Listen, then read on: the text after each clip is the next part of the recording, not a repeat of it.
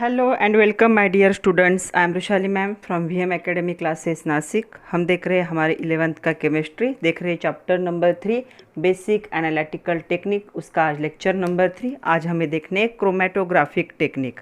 आज का may be ये थर्ड लास्ट लेक्चर है थ्योरी का। नेक्स्ट लेक्चर में हम एमसीक्यू देखेंगे, multiple choice question.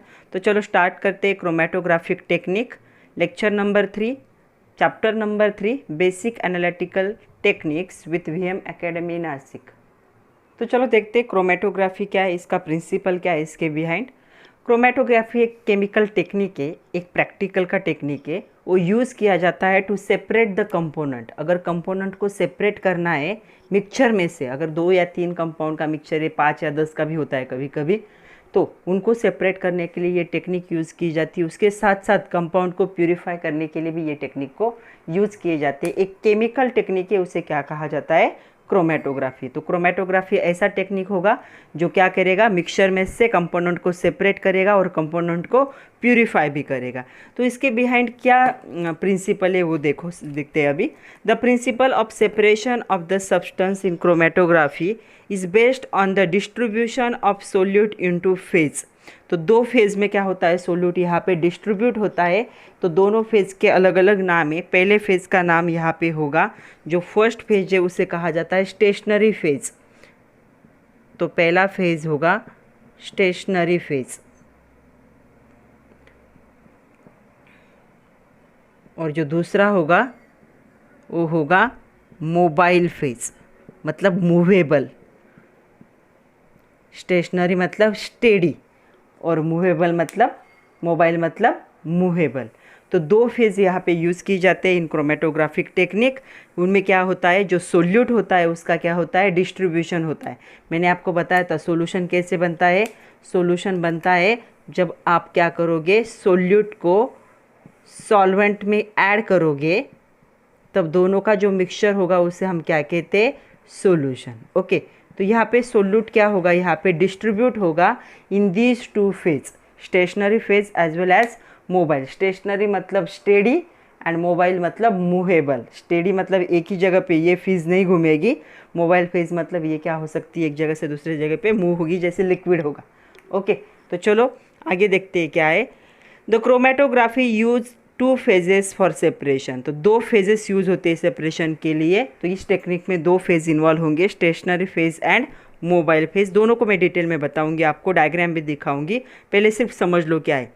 This technique is based on difference in rate in which components in the mixture move through the stationary phase under the influence of mobile phase. तो ये जो technique है किस पे base है, अगर 2 compound का mixture है सपोज, तो 2 कंपाउंड का मिक्सचर होगा तो दोनों कंपाउंड सेम हो सकते हैं क्या। सपोज 2 कंपाउंड दिए मैंने आपको, ए दिया और बी दिया, दोनों भी ऑर्गेनिक कंपाउंड है, ए एंड बी। तो दोनों का जो सारे प्रॉपर्टीज़ होंगे वो सेम होंगे क्या, नहीं। तो उनका जो मूवमेंट होगा in stationary phase and in mobile phase always क्या होगा, डिफरेंट होगा। इसी पे क्रोमेटोग्राफी टेक्निक क्या है, डिपेंडेंट क्रोमेटोग्राफिक टेक्निक उसी पे बेस है। क्या देखो, the technique is based difference in rate of components. ये जो कंपोनेंट्स होंगे उनका मिक्सचर के कंपोनेंट, उनका रेट क्या होगा, स्टेशनरी फेज में और मोबाइल फेज में मूव होने का क्या होगा, सेपरेट होने का रेट क्या होगा, अलग अलग होगा। उसी पे ये टेक्निक क्या होगा, बेस्ड होगा। Okay, in this technique first of the mixture of component is loaded at one end of stationary phase. तो यहाँ पे क्या किया जाता है, यहाँ पे इस प्रोसेस में जो फर्स्ट कंपोनेंट होगा उसे क्या कहा जाता है, क्या किया जाता है, लोड किया जाता है इन द स्टेशनरी फेज। मैं आपको डायग्राम दिखाऊंगी तब हमें पता चलेगा कि कैसे लोड करते हैं। उसके बाद क्या करते हैं, सेकंड में वो मोबाइल फेज में क्या होता है, allow to move. Okay, stationary phase पे इसे क्या किया जाता है, एक एंड पे स्टेशनरी फेज के इसको क्या लोड करते हैं, और ये मोबाइल फेज में क्या होता है, मूव होता है। The mobile phase can be pure solvent और मिक्सचर ऑफ सॉल्वेंट। जो मोबाइल फेज होंगी वो क्या होती है, प्योर सॉल्वेंट होती है या फिर मिक्सचर होती है। Depending on the relative affinity of the component towards the stationary phase and mobile phase, they remains on the surface of the stationary phase और moving along with the mobile phase and gradually get separated. वो क्या हो जाएंगे, separated होंगे। मैं आप लोगों को एक एग्जांपल बताती हूँ। सबसे पहले अगर आपको मिक्सचर दिया है, 3-4 कंपाउंड का मिक्सचर दिया है, ओके, तो आपको क्या करना है, यहाँ पे एक ग्लास की प्लेट यूज़ करनी। ओके, अब ये जो ग्लास की प्लेट है, यहाँ पे सिलिका जेल होता है। सिलिका मतलब वाइट जेल होगा सिलिका का। इस प्लेट को क्या करना है, इसमें डिप करना है और तुरंत बाहर निकालना है। इससे डिप करके बाहर निकालिए, ऐसे समझो। ओके, क्या होगा, ये वाइट कलर का होता है, हाईली वोलेटाइल होता है। ये क्या करता है, एक वाइट लेयर फॉर्म करता है, एकदम थीन वाली अच्छी वाली लेयर क्या होती है, जितना पार्ट आपने डिप किया उस पर एक थीन यूनिफॉर्म लेयर फॉर्म होती है और वो तुरंत ड्राई भी होती है, क्योंकि वो सब्सटेंस उसमें जो सॉल्वेंट है वो क्या है, हाईली वोलेटाइल। ओके, आपको दूसरी जगह पे इसे स्टेशनरी फेज़ कहा जाता है। ये जो कोटिंग होगी वो होगी स्टेशनरी फेज़। आपने एक केमिकल को क्या किया है, ग्लास के स्लाइड पे अरेंज किया है, इसे हम कहेंगे स्टेशनरी फेज़। फिर आपको एक दूसरा ग्लास बीकर लेना है, उसमें आप कोई भी सॉल्वेंट ले सकते हो या सॉल्वेंट का मिक्सचर, इससे ज़्यादा सॉल्वेंट यूज़ नहीं करना है। ओके, अब हमें क्या करना है, यहाँ से एक लाइनिंग ड्रॉ करनी है ऐसे, ताकि क्या हो जाए, जब हम इस प्लेट को इसमें रखें तो वो लिक्विड में ये डिज़ोल्व ना हो। तो यहाँ से एक ऐसी लाइनिंग ड्रॉ की और उस लाइनिंग के ऊपर आपके जो सॉल्वेंट है उसके क्या दिए जाते हैं, आपका जो मिक्सचर है उसके ऐसे डॉट रखे जाते। ओके, वो ग्लास रॉड्स ये जो होता है कैपिलरी से क्या है, कैपिलरी को इसको डिप करके इस यहाँ पे रखे जाते। फिर उस प्लेट को हमें क्या करना है, इसके अंदर रखना है। ओके, आपके डॉट यहाँ पे थे और ये पूरी यहाँ तक क्या है, कवर्ड है। फिर इसको आपको क्या करना है, ऊपर से कवर करना है। तब क्या होगा, ये जो सॉल्वेंट होगा इस स्टेशनरी फेज़ में क्या होगा, मूव होगा, इसीलिए उसको मोबाइल फेज़ कहा जाता है। तो ये मूव होगा, इसको यहाँ तक ले जा सकता है, इसको यहाँ तक ले जा सकता है, इसको यहाँ तक ले जा सकता है। मतलब आपके जो 3-4 मिक्सचर थे उन मिक्सचर को क्या करेगा, ये अलग अलग जगह पे स्पॉटिंग दिखाएगा, ये मोबाइल फेज़। तो इस टेक्निक को क्रोमेटोग्राफी कहते हैं। अलग अलग टाइप है इसके, सिर्फ मैंने आपको बताया कि क्रोमेटोग्राफी, मोबाइल फेज़ और स्टेशनरी फेज़ क्या होता है। जनरली पेपर जो यूज़ होता है उस पर केमिकल स्प्रेड करोगे, या फिर ग्लास का रॉड यूज़ करोगे, ग्लास की प्लेट यूज़ करोगे और उस पर सिलिका जेल का जो कोटिंग होगा उसे स्टेशनरी फेज़ कहोगे, और जो लिक्विड यहाँ पे होगा जिसे सॉल्वेंट कहोगे या मिक्सचर ऑफ सॉल्वेंट कहोगे उसे क्या कहोगे, मोबाइल फेज़, क्योंकि वो मूव होने वाला है। ये मूव नहीं हो सकता, एक बार प्लेट पे लग गया तो लग गया, उसके बाद वो मूव नहीं हो सकता, वो मीडियम होगा मूव करने का। तो इसे शॉर्ट में क्या कहा जाता है, क्रोमेटोग्राफी। उसके अलग अलग टेक्निक है, उससे पहले हमें देखना है कि स्टेशनरी फेज़ होता क्या है। आपके एक्सरसाइज में क्वेश्चन है डिफाइन स्टेशनरी फेज़। तो स्टेशनरी फेज़ क्या होता है वो देख लेते हैं पहले। तो देखो स्टेशनरी फेज़ क्या होगा, सॉलिड लिक्विड दोनों में मीडियम में हो सकता है, कभी कभी सॉलिड होता है, कभी कभी लिक्विड भी होता है। Used in chromatographic technique on which different solute, जो अलग अलग सोल्यूट होंगे वो क्या होंगे, एब्सॉर्ब हो जाएंगे उस पे एट डिफरेंट एक्सटेंट, मतलब डिफरेंट रेट में। हर सोल्यूट का रेट सेम नहीं होगा, कुछ फास्ट एब्सॉर्ब होंगे, कुछ स्लो एब्सॉर्ब होंगे। ये सॉलिड लिक्विड फेज हो सकता है, मतलब सॉलिड लिक्विड मीडियम हो सकता है। क्रोमेटोग्राफिक टेक्निक में यूज़ होता है जिसपे डिफरेंट सोल्यूट क्या होते हैं, एब्सॉर्ब्ड होते हैं at different extent at different rate. इसे हम क्या कहेंगे, स्टेशनरी फेज कहेंगे। तो चलो क्रोमेटोग्राफी के टाइप देखते हैं, टाइप ऑफ क्रोमेटोग्राफी। वैसे तो क्रोमेटोग्राफी के बहुत टाइप है, paper chromatography, thin layer chromatography, gel chromatography, column, ion exchange, gel filtration, gas liquid, affinity. लेकिन हमें इतने सारे टाइप नहीं देखने, इतने सारे टाइप तो वो जब पोस्ट ग्रेजुएशन होता है उस स्पेसिफिक सब्जेक्ट में तब होते, हमें जितने देखने उतने देखते। तो आपके एक्सरसाइज पे एक क्वेश्चन है, name the different type of chromatographic technique and explain the principle underlying them. Okay, तो देखो depending upon nature of stationary phase, stationary phase दो टाइप की हो सकती है, सॉलिड भी हो सकती है एंड लिक्विड भी हो सकती है। तो उसके हिसाब से जो क्रोमेटोग्राफी के मेन दो टाइप है, adsorption chromatography and partition chromatography. Okay, किसके बेस पे जो स्टेशनरी फेज यूज़ होता है वो सॉलिड है या लिक्विड के, उसके बेस पे ये दो टाइप बनेंगे, होगा एडसॉर्प्शन एंड पार्टीशन क्रोमेटोग्राफी। अभी देखते हैं एडसॉर्प्शन क्रोमेटोग्राफी क्या है। This technique is based on principle of differential adsorption. जो सोल्यूट होंगे वो डिफरेंट क्या होते हैं, एडसॉर्ब होते हैं ऑन द जो होगा स्टेशनरी फेज उस पे, इसके बेस पे इसके दो टाइप है, एक है कॉलम क्रोमेटोग्राफी जो हमें डिटेल में देखनी है, और दूसरी थिन लेयर क्रोमेटोग्राफी जो मैंने आपको प्लेट पे एक्सप्लेन की थी वो वाली, वो भी हमें डिटेल में देखनी है। और partition chromatography, this technique is based on continuous differential partitioning of compound of mixture between stationary and mobile phase, और इसका एग्जाम्पल है पेपर क्रोमेटोग्राफी। तो हमें पेपर क्रोमेटोग्राफी भी डिटेल में देखना है। तो अभी स्टेशनरी हमने देखा कि जो स्टेशनरी फेज है उसके हिसाब से क्रोमेटोग्राफी के दो टाइप है। तो जो स्टेशनरी फेज है, कौन से ऐसे केमिकल से उनको स्टेशनरी फेज के तौर पे यूज़ किया जाता है, तो कभी कभी एग्ज़ाम में आता है तो आपको पता होना चाहिए। स्टेशनरी फेज के लिए यूज़ किया जाता है एल्यूमिना, और दूसरा यूज़ किया जाता है सिलिका जेल। दोनों भी वाइट कलर के होते हैं, एक क्या करते हैं, थिन कोटिंग फॉर्म करते हैं दोनों भी। तो एल्यूमिना या सिलिका जेल दोनों में से किसी भी एक को क्या किया जाता है जाएगा as a stationary phase use किया जाएगा इन क्रोमेटोग्राफी टेक्निक। आपके एग्जरसाइज में क्वेश्चन है, give name of two materials used as stationary phase in chromatography. तो एल्यूमिना और सिलिका जेल को यूज़ कर सकते। तो चलो अभी हमें देखनी है पहले कॉलम क्रोमेटोग्राफी। तो कॉलम क्रोमेटोग्राफी को हम डिटेल में देखते हैं। तो चलो देखते हैं कॉलम क्रोमेटोग्राफी होता क्या है। आपके सामने ये कॉलम्स है अलग अलग। तो सबसे पहले कॉलम क्रोमेटोग्राफी के बारे में देख लेते हैं। Column chromatography involve separation of component over column of stationary phase. Stationary phase material can be alumina और सिलिका जेल। तो यहाँ पे स्टेशनरी फेज जो दिख रहा है यहाँ पे ब्लू कलर का, ये क्या यूज़ कर सकते हो आप, एल्यूमिना भी यूज़ कर सकते हो या फिर सिलिका जेल भी यूज़ कर सकते हो। दोनों में से कोई भी होगा जो यहाँ पे ब्लू कलर में दिख रहा है। ओके, तो देखो सबसे पहले प्रोसीजर कैसे होती है वो देखते हैं।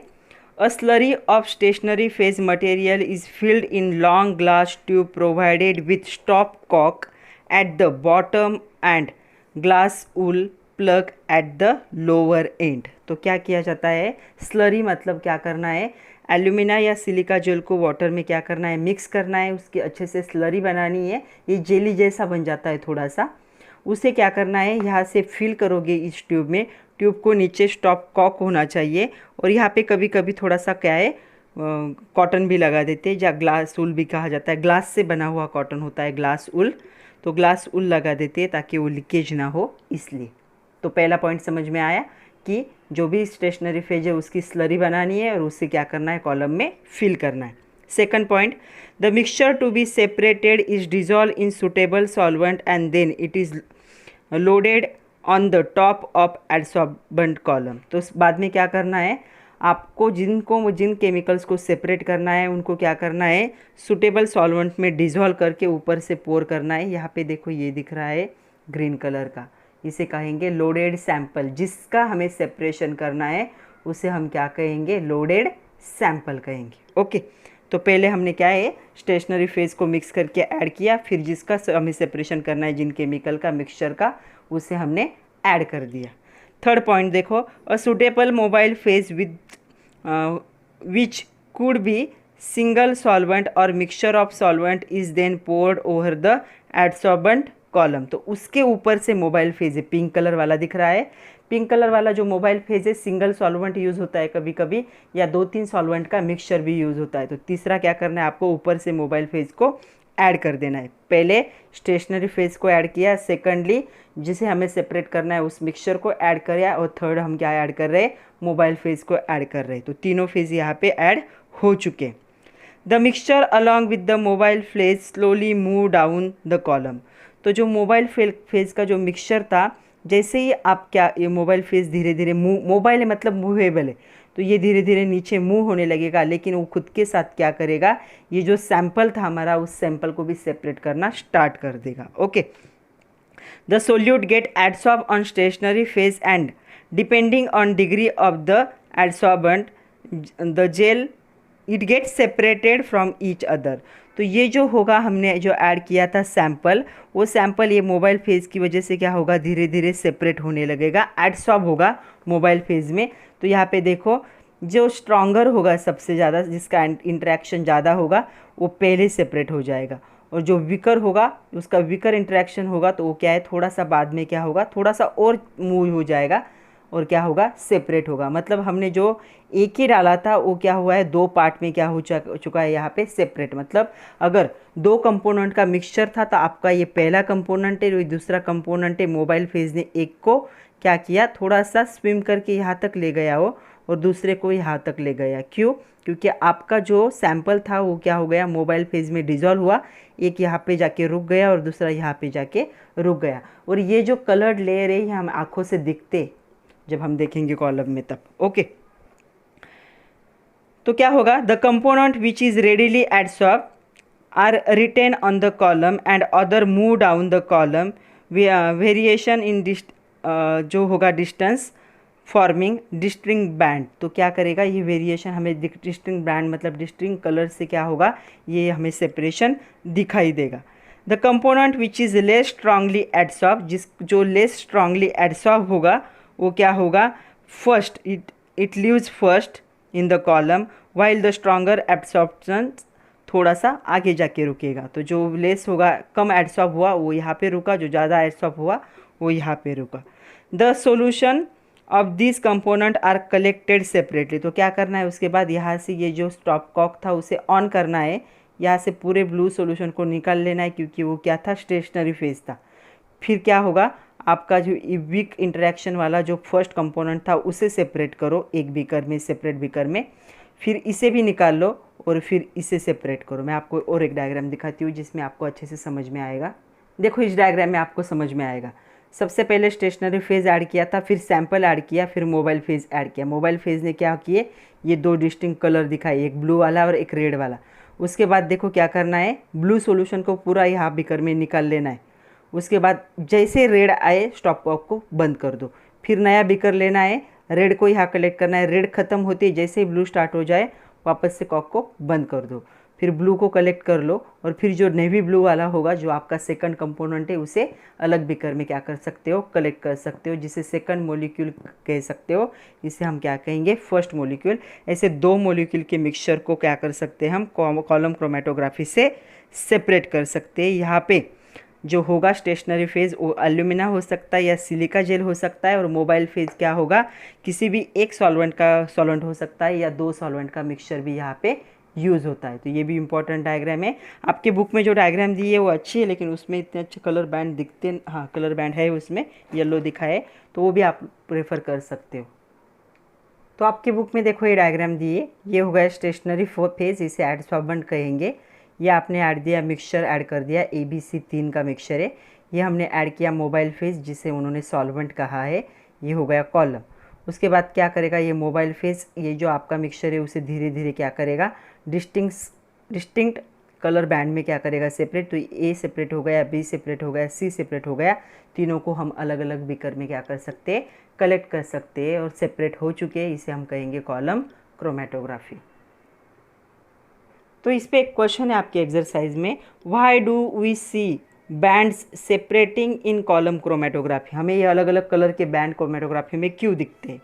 In column chromatography the solute get adsorb on the stationary phase, ये जो आपका सोल्यूट था जो यहाँ पे आपके मिक्सचर में था वो क्या हो गया है, एडसॉर्ब हो गया है, कहाँ पे, स्टेशनरी फेज में। एडसॉर्ब मतलब वहाँ पे जाके सिंक हो गया है।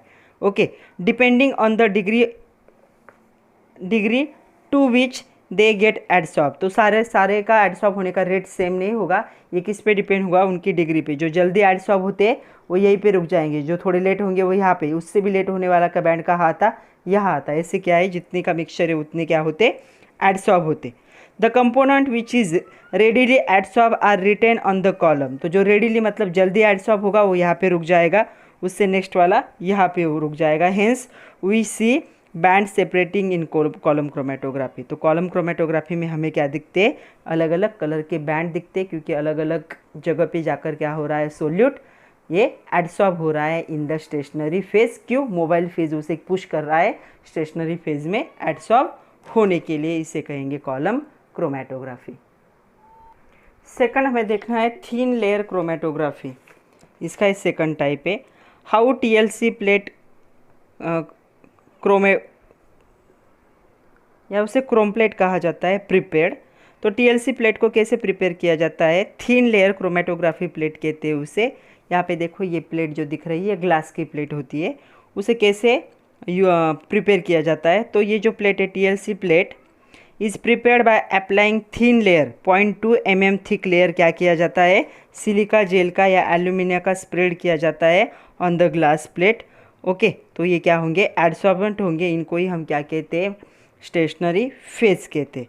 तो चलो अभी TLC की प्रोसेस, अगर एल्यूमिनिया जेल है तो स्प्रेड करना है और सिलिका जेल है तो उसमें प्लेट को क्या करना है, डिप करना है। Okay, a thin layer 0.2 mm of the adsorbent like silica gel or alumina is spread over the thin plate called as chrome plate or the TLC plate। इसे chrome plate कहा जाता है या TLC plate कहा जाता है। This plate act as a stationary phase. तो ये प्लेट होगी स्टेशनरी फेज। मैंने आप लोगों को पहले जब एक्सप्लेन किया क्रोमेटोग्राफी तब बताया था। Okay, with help of the capillary tube. तो कैपिलरी ट्यूब से हमें क्या करना है, यहाँ पे एक स्पॉट करना है, किसका, सैंपल का। स्पॉट मतलब एक डॉट देना है, पूरा ज़्यादा अमाउंट में ऐड नहीं करना है।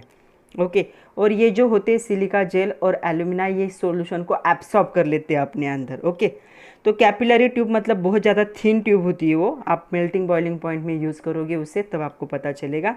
तो कैपिलरी ट्यूब से क्या करना है आपको, जिस सॉल्यूशन को आपको सेपरेट करना है उसका यहाँ पे एक स्पॉटिंग करना है above the 2 centimetre on the base line from the TLC plate. तो TLC प्लेट पे एक बेस लाइन ड्रॉ कर लेनी है 2 सेंटीमीटर तक, ताकि उतना पार्ट यहाँ पे क्या होता है, ये जो मोबाइल फेज का सॉल्वेंट है उसमें डिप रहता है। उसके ऊपर आपको क्या करना है, स्पॉटिंग, ताकि आपका जो सब्सटेंस है, आपका जो सैंपल है वो सॉल्वेंट में डिजोल्व ना हो, इसलिए उसको थोड़ा सा ऊपर क्या करना है, स्पॉटिंग करना है। ओके, उसके बाद क्या होगा, the TLC plate is then place in the close jar containing suitable solvent, जिसे हम मोबाइल फेज कहेंगे। एक सुटेबल जार में या सुटेबल बीकर में उसे रखो, जिसमें क्या होगा, सॉल्वेंट होगा, जिसे हम क्या कहते हैं, मोबाइल फेज कहते हैं। ओके, उसके बाद क्या करना है, as the mobile phase rise up. तो ये मोबाइल फेज क्या होता है, इस सिलिका जेल से धीरे धीरे ऊपर, ही देखो यहाँ पे राइज होने लगा है, तो राइज होने लगता है, आंखों से दिखता भी है हमें वो राइज हो रहा है ऐसे। तो धीरे धीरे क्या है, वो लिक्विड ऊपर जाने लगता है। Okay, along with the that stationery phase. तो वहाँ पे क्या होगा, जैसे ये मिक्सचर ऊपर जाने लगेगा मोबाइल फेज का, उसके साथ ये जो मिक्सचर है ये भी ऊपर जाने लगेगा, ये स्पॉट, और ये स्पॉट ऊपर जाके ऐसे हमें 2 सेपरेट स्पॉट दिखाएगा। हमारा दिया हुआ एक ही स्पॉट था, लेकिन because of movement of mobile phase थोड़ी देर के बाद 5-10 मिनट के बाद हमें 2 सेपरेट डॉट के आए, ऐसे स्पॉट दिखते, कलर्ड वो भी। ओके, तो ए हमारा होगा कंपोनेंट, ए होगा ब्लू कलर का और रेड कलर का होगा कंपोनेंट बी, और दोनों का मिक्सचर देखो वायलेट कलर का था, जिसे हम सैंपल कहते थे। ओके, तो क्या होगा, different distinct depending upon the their degree of adsorption. उनके डिग्री ऑफ एडसॉर्प्शन पे डिपेंड होगा कि वो कहाँ पे जाके कलर्ड स्पॉट देगा। कभी कभी क्या होता है, जो सेपरेटिंग कंपोनेंट है वो कलर्ड स्पॉट नहीं देता है। The components are coloured, most of time coloured ही होते हैं। They appear a separate coloured spot on the plate. दोनों अपना अपना एक सेपरेट कलर का स्पॉट क्या करते हैं, अपेयर करते हैं ऑन द प्लेट पे। If the components are not colour, कभी कभी कंपोनेंट कलर स्पॉट ना दे, तब क्या करना है आपको, उसे UV लाइट के नीचे पकड़ना है, किसे, इस प्लेट को। अल्ट्रावायलेट लाइट के नीचे जब आप पकड़ोगे तब क्या होगा, उसके बाद आयोडीन क्रिस्टल के जार में उनको रखना है। मतलब पहले UV लाइट के नीचे पकड़ो और उसके बाद एक चैम्बर में रखो जिसमें आयोडीन के क्रिस्टल होंगे। तो आयोडीन वेपर क्या करते हैं, आपके जो कंपोनेंट जहाँ जहाँ होंगे वो उस जगह पे क्या देंगे, आपको कलर देंगे। अगर कलर्ड स्पॉट नहीं आया तो UV लाइट के नीचे पकड़ना है और कहाँ रखना है, आयोडीन क्रिस्टल के जार में रखना है। तो आयोडीन क्रिस्टल क्या करता है, आपके जहाँ पे भी कंपोनेंट के स्पॉट होंगे उनको कलर्ड कर देता है। Amino acids are visual by spraying a plate with solution of ninhydrin. ये हमेशा आने वाला क्वेश्चन है।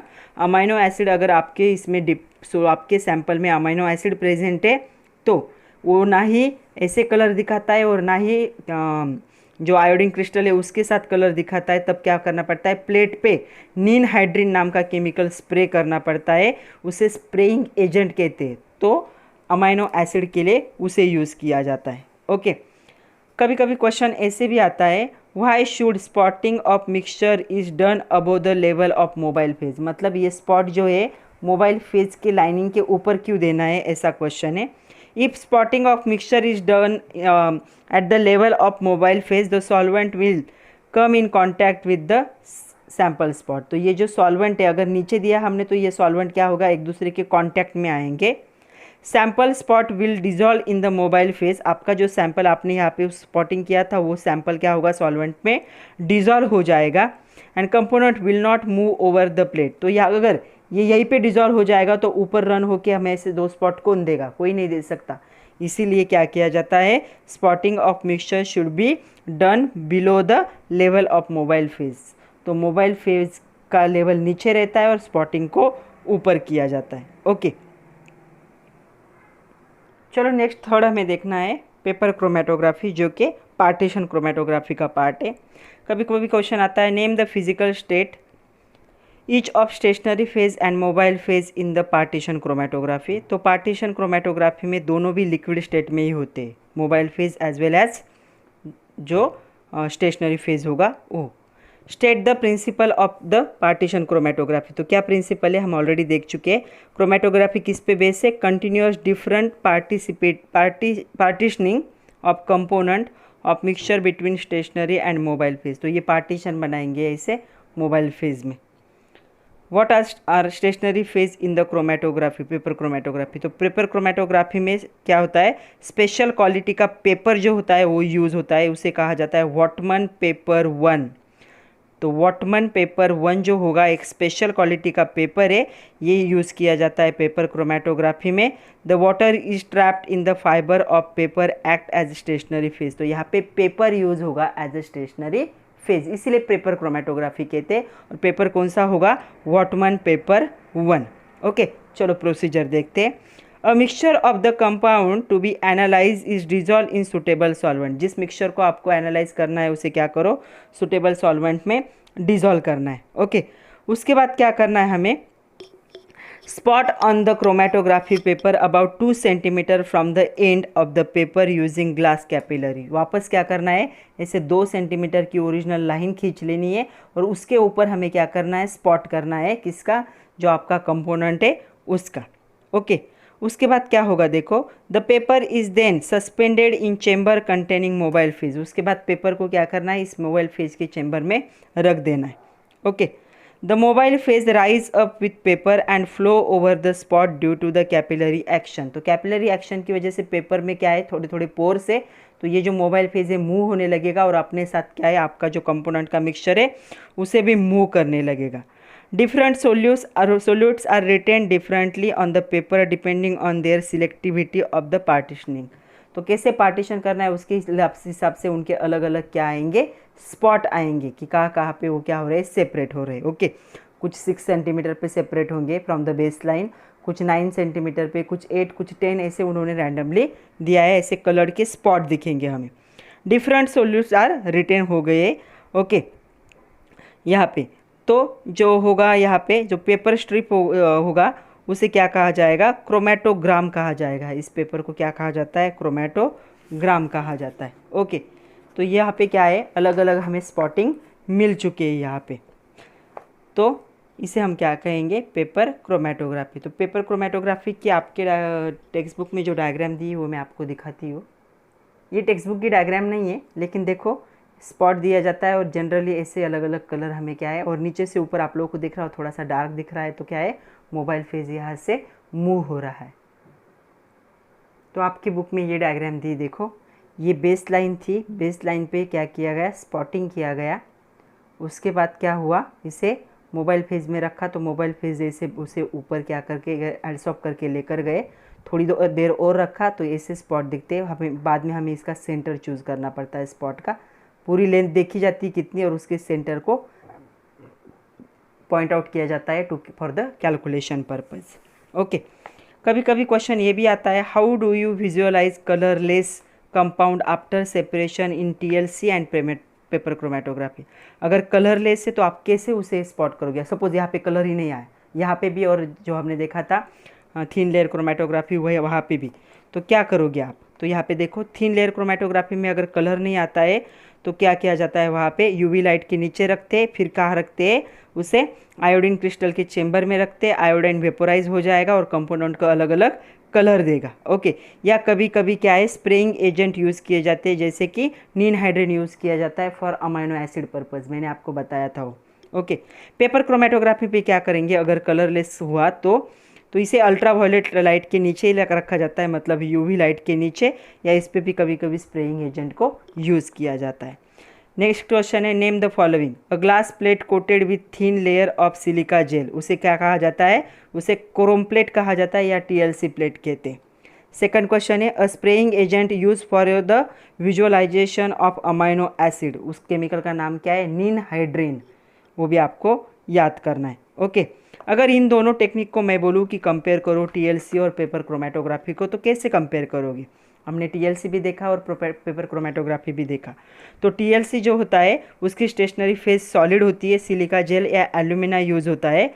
वहीं पे जो पेपर क्रोमेटोग्राफी उसकी लिक्विड होती है, वाटर क्या होता है, ट्रैप होता है in the fibres of paper. तो ऊपर वाले की क्या होगी, टीएलसी की सॉलिड होगी स्टेशनरी फेज, पेपर क्रोमेटोग्राफी की लिक्विड होगी। मोबाइल फेज दोनों की क्या होती है, लिक्विड होती है, सिंगल सॉल्वेंट या मिक्सचर सॉल्वेंट को यूज़ करते हैं। तो ऐसे हम कंपेयर करेंगे। Similarly, TLC is colored component are visible colored spot and colourless component हो गए तो क्या करोगे, यूवी लाइट के नीचे देखोगे या स्प्रेइंग एजेंट यूज़ करोगे। तो ये दोनों के लिए सेम ही है। ओके, अभी हमें लास्ट पॉइंट देखना है कि RF फैक्टर होता क्या है। ओके, तो चलो RF फैक्टर देखते हैं। तो चलो RF फैक्टर क्या है, इसे रिटेंशन फैक्टर कहा जाता है। It is defined as ratio of distance travel by solute to the distance travel by solvent. Okay, तो आपने बेसलाइन यहाँ पे खींची थी, तो इससे क्या है, ओरिजिनल पॉइंट माना जाएगा। आपका जो सॉल्वेंट है यहाँ से यहाँ तक ट्रैवल हुआ है, लेकिन स्पॉट मतलब सोल्यूट कितना ट्रैवल हुआ, इतना ही ट्रैवल हुआ, तो उसके डिस्टेंस का जो होगा रेशियो, उसे क्या कहा जाता है, RF फैक्टर, रिटेंशन फैक्टर। तो फॉर्मूला क्या होगा, RF is equal to distance travel by solute, ये सोल्यूट यहाँ तक की गया, यहाँ से यहाँ तक का डिस्टेंस स्केल से क्या करना है, मेजर करना है। डिस्टेंस ट्रैवल बाय सॉल्वेंट, तो सॉल्वेंट आपका यहाँ से यहाँ तक गया है, इसे भी स्केल से आपको क्या करना है, मेजर करना है। मैं आप एक दो एग्जांपल बताती हूँ कि कैसे करते। तो देखो ये आपको यहाँ पे अच्छे से समझ में आएगा। जब आपका स्पॉट ऐसे आता है तो उसका सेंटर हमें क्या करना है, कंसिडर करना है। ना ही हम नीचे का पार्ट कंसिडर करेंगे, ना ही ऊपर का, सेंटर तक हमें मेजर करना है कितना डिस्टेंस ट्रैवल हुआ है। ओके, तो distance travel by the solvent, तो सॉल्वेंट का डिस्टेंस यहाँ से लेकर यहाँ तक कितना है, 10 सेंटीमीटर है, ऐसे उन्होंने बताया। डिस्टेंस ट्रैवल बाय कंपोनेंट ए, कंपोनेंट ए यहाँ से लेकर इस डॉट तक, उसके सेंटर के डॉट तक कितना है, 4 सेंटीमीटर। और कंपोनेंट बी ओरिजिनल लाइन से इस सेंटर, इसका जो सेंटर होगा वहाँ तक कितना है, 8 सेंटीमीटर। तो हमें RF फैक्टर निकालना है for component A and component B. तो फॉर्मूला क्या था RF फैक्टर का, distance travel by solute divide by distance travel by solvent. तो सॉल्वेंट का कितना है 10, ए का, सोल्यूट का कितना था 4, सो 4/10, ये कितना होगा 0.4। और दूसरा था RF factor for the B, कितना डिस्टेंस ट्रैवल किया है सोल्यूट ने 8, और सॉल्वेंट का कितना था 10, सो 8/10 0.8। ऐसे क्या किया जाता है, कैलकुलेट किया जाता है। यहाँ पे देख सकते हो आप, यहाँ पे 3 का दिया है। ये जो बेस लाइन थी ओरिजिनल लाइन, यहाँ से लेकर कितना डिस्टेंस ट्रैवल हुआ है सोल्यूट 4.7, कंपोनेंट ए कितना हुआ है 0.7, सो 0.7 डिवाइड बाय 4.7, तो कितना होगा 0.15। दूसरा यहाँ से लेकर यहाँ तक गया है, तो वो डिस्टेंस काउंट करके ऐसे क्या किया जाता है, कैलकुलेट किया जाता है। इसे कहेंगे RF factor, retardation factor. Okay, और ये क्या एक्सप्रेस करता है, adsorption of solute is express in terms of RF factor. तो जितना RF फैक्टर ज़्यादा होगा उतना क्या है, उसने ज़्यादा क्या किया है, ट्रैवल किया है, ऐसे कंसिडर किया जाता है। तो ये चैप्टर यहीं पे ख़त्म होता है बच्चों। जितने भी एडिशनल क्वेश्चन थे सारे मैंने कवर कर लिए है। तो जो नेक्स्ट लेक्चर होगा उसमें हम देखेंगे मल्टीपल चॉइस क्वेश्चन। तब तक के लिए पढ़ते रहिए, खुद का ख्याल रखिए। Thank you very much my dear students.